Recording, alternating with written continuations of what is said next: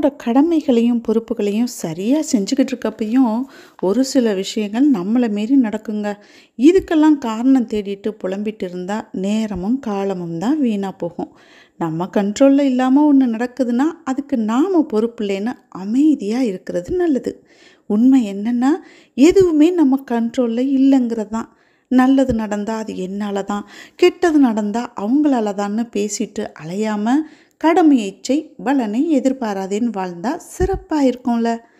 ஹாப்பினா சிரிச்சிட்டு, கஷ்டம்னா அழுதுட்டு இயல்பான மனுஷனாக இருக்கலாம். ஓவர் திங்கிங் உடம்புக்கு ஆகாதுங்க. இன்றைக்கி லஞ்சுக்கு முந்திரி பேஸ்ட் போட்டு நல்ல ஒரு பன்னீர் கிரேவி தாங்க பண்ணியிருக்கேன். இதில் நம்ம பட்டர் போட்டு அதில் தாளிக்கும் போது அதோடய ஃப்ளேவரே ரொம்ப சூப்பராக இருக்கும். இது கூட முட்டை ஆம்லேட், சாதம், தயிர், ஊறுகாய்னு சூப்பரான ஹெல்த்தியான சிம்பிளாக ஜாலியாக சமைச்சு ஹாப்பியாக சாப்பிட்லாம்.